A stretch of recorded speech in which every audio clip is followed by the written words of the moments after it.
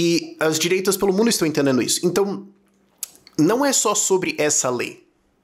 É sobre entenderem que não é só defender liberdade de expressão no seu país, é defender liberdade de expressão no mundo inteiro, porque onde quer que liberdade de expressão seja atacada vai ter uma vitória de esquerda, e essa vitória de esquerda vai se transformar em autoritarismo, ditadura e exportação de censura e de autoritarismo para todos os lados. Que é o que a gente vê nos regimes de esquerda, eles fazem isso. Então, novos esforços do Brasil provavelmente serão enfrentados aqui. Não só porque é o Brasil, porque assim, convenhamos, isso eu sei que machuca um pessoal de falar, mas assim, internacionalmente o Brasil beira a irrelevância. Os Estados Unidos não se importam. Mas, assim, tem a Amazônia, minérios, a China liga pro nosso agro, ok, eles não ligam pra gente, eles ligam pro nosso agro. Mas assim, fora isso, o que a gente é no mundo, certo? Agora, virou um símbolo disso. O J.D. Vance, o vice-presidente dos Estados Unidos, que eu não gosto de algumas coisas nele, eu não gosto da visão dele da Ucrânia, por exemplo, mas o fato é que ele foi pra Europa e falou, cara, eu não quero mais saber desse negócio de censura, não quero mais ouvir isso na minha cara, chega. E a União Europeia parou. Então o Brasil fica isolado nisso. Então, é importante estrategicamente, internacionalmente, para a visão de direita do Trump, amassar a censura em qualquer lugar, e se o Brasil é o país que vai estar se destacando, se você é o prego que ergueu, você vai tomar uma martelada, bicho. É uma relação transacional muito simples. O Trump é um cara muito transacional. Ele tem os ideais dele, ele tem as coisas dele, agora ele tá sempre perguntando o que eu ganho, o que eu perco. A negociação agora com a Ucrânia, não, a gente, ok, beleza assim, mas eu tenho que ganhar alguma coisa. E isso é bom pro Brasil, isso é bom pra nós que defendemos liberdade de expressão, pra gente que é contra a esquerda, porque isso significa que a gente vai ter uma salvaguarda nisso, o que me leva ao ponto de, tá, mas e como é que o Xandão vai responder isso? Porque o Xandão vai ter que responder isso. Teoricamente. Porque, de novo, o autoritário, ele vive pela espada e morre pela espada. Então, se a galera perdeu o respeito pelo Xandão, ele tem um problema. Ele tem que, de alguma forma, colocar alguma coisa, sinalizar alguma coisa, fazer alguma coisa. E, como eu já falei em vídeos prévios, é conveniente, inclusive, pro Lula esse conflito, porque o Lula pode, então, se colocar de vítima. Ó, tá vendo? Os imperialistas americanos querem atacar a soberania brasileira, blá. Eles testaram isso com aquela história do Brasil dos brasileiros, não deu tão certo quanto eles gostariam, mas claramente tá no radar deles esse tipo de nacionalismo tosco, no sentido ruim. Então, existe um incentivo pro Lula entrar no conflito pra ele se arranjar um problema. Existe um incentivo pro Xandão entrar no conflito e se arranjar um problema, mas o problema é que, assim, daqui eu tiro outra, eles não aguentam. O que os Estados Unidos podem voltar na gente é muito maior do que o Lula ou o Xandão podem fazer. Não sei como é que vai ficar a guerra de narrativas disso, a gente vai ter que ver ainda. Mas eu tô preocupado de o que o Brasil pode sofrer quando o Xandão retaliar isso aqui. Porque a alternativa é ele só falar, deixa quieto. O que eu acho improvável. Eu ficaria surpreso se ele não retaliasse nada nisso aqui, se ele não de alguma forma...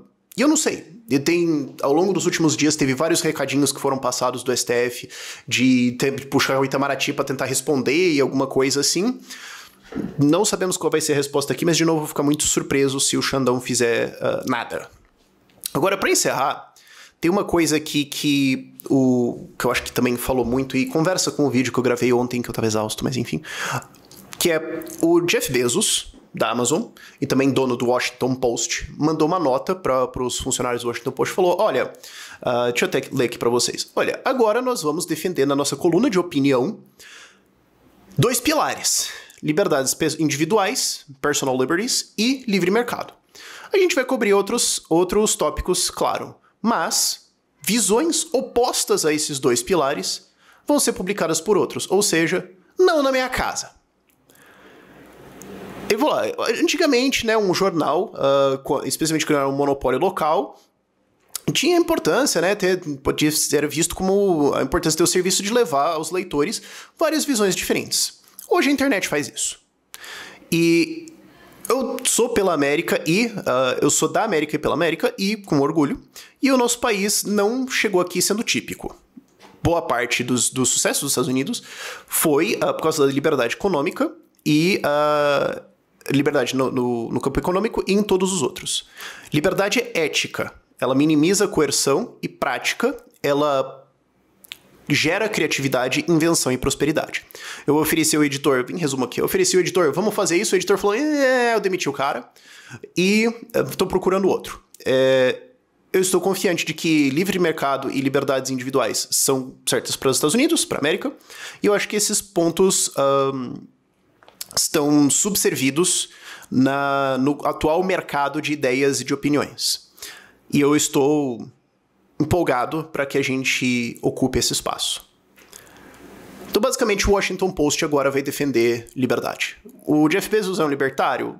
Tem algumas coisas dele que não. Mas, no geral, isso aqui é muito bom de se ver. E um veículo desse tamanho defender liberdade é muito importante porque, por mais que jornais estejam morrendo, jornais estão morrendo por um motivo. Porque eles são incompetentes, porque eles mentem, porque eles são imprecisos, porque eles defendem estatismo, porque eles se subservem ao governo. E você chegar com um jornal que vem e fala de liberdade, que fala a realidade, é por isso que a Oeste cresceu. Eles notaram um espaço e ocuparam esse espaço. A mesma coisa do Jeff Bezos. Ele falou, essas ideias são as corretas, as ideias são as justas, são as ideias éticas, e eu acho que ninguém reporta isso. Eu acho que elas estão undersupplied, tem pouca gente produzindo isso. Então eu vou produzir. Quem não gostou, afuera. E a propósito, se você quiser ajudar essa onda de liberdade a acontecer no mundo, eu vou colocar esse algum ponto no vídeo que eu não sei agora, mas enfim, o Students for Liberty, que é uma organização, a maior organização do Brasil de treinamento de lideranças em defesa pela liberdade para juventude até 30 anos de idade, está com as inscrições abertas. Então, se você quer ajudar a liberdade a acontecer no Brasil, porque se você também não fizer isso, os socialistas vão ganhar, se você quer ajudar a fazer isso, o link vai estar aqui nos comentários do vídeo pinado, ok? Mas voltando pro vídeo, seja lá qual argumento que eu tava fazendo, eu só lembrei de gravar isso aqui depois. E tem alguns palhaços que vão falar, mas isso é censura do jornal, ele tá usando pro interesse. Sim, o jornal é propriedade dele, não gostou, não lê. É diferente de uma opinião do governo que você é obrigado a seguir. Não gostou, não lê. Não quer assinar, não paga. Fim. Agora, um cara desse tamanho falar, agora eu vou usar um veículo pra defender liberdade, é gigante. Talvez a galera mais jovem, e eu tô falando isso do alto dos meus 34 anos, de dar uma rajada de branco aqui, não lembro o que foi o John Stossel. O John Stossel foi um jornalista, ele tá vivo ainda, teve um programa na televisão em que ele falava de defesa do livre mercado. Ele influenciou uma geração. A galera da minha idade, 30 a mais, veio por causa do John Stossel. Claro, tem outras coisas, o movimento Ron Paul e tudo mais, mas quase todos eles falam assim, eu adorava aquele cara, os programas dele falando negócio, explicando, legal pra caramba. Então o Bezos entrar nisso aqui significa que não é só ele falando. Fala, agora nós vamos contratar gente assim. Agora nós vamos bancar gente assim. Quer dizer, antes tinha aqueles departamentos de DEI, os departamentos de diversidade, que era basicamente um jeito de financiar uma militância gigantesca de esquerda. O Trump ia acabar com esses departamentos de DEI, cortou o financiamento, desmonetizou a galera de esquerda, porque agora eles foram demitidos, eles não conseguem mais produzir qualquer outra coisa útil na sociedade, porque antes eles também não estavam produzindo nada útil para a sociedade, mas agora não tem gente quem pague. Então isso aí pode falir um monte de gente. Agora o Jeff Bezos falando, eu vou contratar gente que defende liberdade. Vocês têm efeito, vocês não são o que é efeito disso? De você ter gente profissionalmente agora defendendo a liberdade, explicando as ideias, levando isso pra frente. Isso aqui pode ser uma coluna de opinião, mas pode expandir muito. Se tem alguma coisa que o Jeff Bezos sabe fazer, é pegar um negócio e crescer esse troço. E ampliando mais, isso... Deixa eu só ver se eu ainda tenho tempo. Tem. Ampliando mais, isso me leva ao ponto da dignidade burguesa da Deirdre McCloskey. Deirdre McCloskey é uma economista americana, tá no Cato Institute. Ela tem uma tese interessante, ela tem várias teses, mas uma tese muito interessante é que ela fala, olha, um dos fatores importantes para o crescimento do capitalismo nos últimos séculos, para o desenvolvimento da prosperidade, da base industrial e da riqueza e de todas as coisas boas que nós tivemos disso, tem livre mercado, tem baixos impostos, tem tudo isso, tem institucional, tá. Mas também tem uma coisa chamada dignidade burguesa, que é a ideia cultural de que é nobre, bom, ganhar dinheiro, produzir, empregar, criar, inovar, disruptar, defender liberdade, etc. Porque se você tem uma cultura que vê lucro como algo ruim, isso é ruim. Se você tem uma cultura que vê empregar, etc., como um cara, é o Brasil, isso é contraproducente. Então você pode ter todo o resto, mas se culturalmente você odeia isso, você tem um problema. Então, não tem o que tá acontecendo aqui. Não é só o Jeff Bezos. O Elon Musk agora tá trazendo isso. Tá falando, pô, é muito legal ser rico porque eu vou lá, defendo liberdade de expressão, eu dou baliza em foguete, eu faço isso aqui, motosserra, pá, uau, entendeu? A galera olha pra isso e fala, maneiro. Achei legal. Por mais que cognitivamente, explicitamente, racionalmente, as pessoas não entendam os pontos, elas estão achando aquilo bonito. Só vê a diferença, por exemplo, de alguém que foi criado numa casa com 2 funcionários públicos de pai e 2 empresários de pai e mãe. Só veja isso, é um exemplo simples. Aí agora vai lá o Jeff Bezos e mostra isso. Não, eu não tenho vergonha. Eu fui caçado como empreendedor, tem um monte de gente aí falando que eu sou o diabo na terra e tudo mais, mas eu não tenho vergonha não. Tô aqui empregando, tô fazendo tudo mais e eu vou defender isso. Se isso cresce, não só na cultura das pessoas, mas as pessoas que já têm essa cultura perdem o medo e a vergonha, porque sim, hoje existe um medo e vergonha de empreendedores, de empresários, de investidores, de quem tem dinheiro, de quem tem sucesso. Existe um medo dessa galera de falar disso, porque daí a esquerda vai vir aqui me encher o saco, vai dar problema.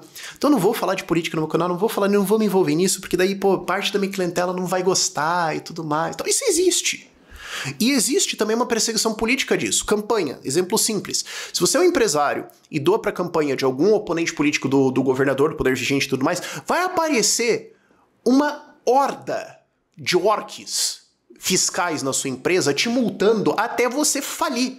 Você vai ser perseguido por isso? Sim. Isso existe no Brasil hoje. Se isso cai, se empreendedores, empresários, investidores, pessoas que têm dinheiro, ou pessoas que admiram isso, falam, não tô lá, mas eu admiro isso. Se elas perdem a vergonha de dizer isso e falam, eu vou defender isso, sim. Eu vou colocar isso como bandeira, sim. Eu quero ser livre, eu quero ser próspero, e esses esquerdos só estão ferrando tudo, vai se ferrar esses cabelos azul, sovaco peludo, comunista vai pra Cuba. Se isso vira cada vez mais normal, e mais, isso é colocado para as próximas gerações, e eu acho que isso já está acontecendo no Brasil com o crescimento de uma cultura empreendedora, eu acho que o Marçal provou isso, por mais que eu não goste muito do Marçal, tem várias coisas que eu discordo. O fato é que a candidatura dele mostrou que existe uma demanda disso. Se isso cresce, não só na cultura brasileira, mas na cultura americana, a esquerda começa a tomar, não só na batalha política, não só na batalha de liberdade de expressão, não só na batalha econômica, mas na batalha cultural também. E essa batalha cultural não é só as produções culturais, os filmes, essas coisas e tudo mais, mas também isso. É falar, eu sou empreendedor, eu gero emprego, eu gero riqueza, sim. Eu sou bem sucedido, sim, eu não tenho vergonha disso. Qual o problema? Eu não vou pedir desculpa. Inclusive, eu vou usar isso aqui para avançar essas ideias. É grave, cara. Isso já aconteceu um pouco antes na onda Ayn Rand. Isso aconteceu um pouco antes na onda Margaret Thatcher, Hayek, Reagan. Ok? Isso teve uma onda no Brasil ali durante a época do impeachment. Ok, mas caiu um pouquinho. Você quer um representante dessa onda aqui no Brasil? A G4. Que faz o G4 Valley, que tem toda uma estética objetivista ali, pô, Ayn Rand e tal, essas coisas assim. Acho isso legal pra caramba. É muito Tales isso. Tipo, mano, foda-se literalmente tudo que você acha. Eu acho isso, você não gostou, caguei. Fui. Entendeu? Se a galera ficar mais poucas ideias que nem ele, qual é o efeito cultural disso a longo prazo? E quando eles começam a investir em outras coisas e colocar as empresas deles e colocar o dinheiro deles pra trabalhar nisso? Isso é uma coisa que eu já falei pra um grandíssimo investidor no Brasil. Eu falei, bicho, já pensou que se juntar você e mais 5 brothers, vocês resolvem gastar tipo 5% do patrimônio de vocês em fazer o Brasil ser liberal? Em 20 anos no máximo vocês conseguem? Vocês só não fazem isso porque vocês são meio cagão mesmo? Se começar a rodar isso na cabeça dos caras, começa a fazer, como o Jeff Bezos está fazendo aqui, e é importante ele levantar porque, de novo, como é que o autoritário ditador se mantém? Garantindo que quem levantar vai tomar. Ele não consegue dar em todo, não. Mas o primeiro ele vai estourar. O Musk levantou, tomou umas, mas enfrentou. Foi o primeiro. O primeiro sempre toma mais. O Jeff Bezos levantou. Outros vão levantar. A gente precisa começar a discutir a ideia de que nós estamos diante de uma onda de defesa de liberdade de uma proporção muito significativa, e isso vai ter impactos, eu acho, na política e na defesa de liberdade no mundo pelos próximos 10 anos no mínimo. E é fantástico estar vivo numa época em que isso está acontecendo e que o Xandão, finalmente, tá com medo. Por esse vídeo é isso. Tchau.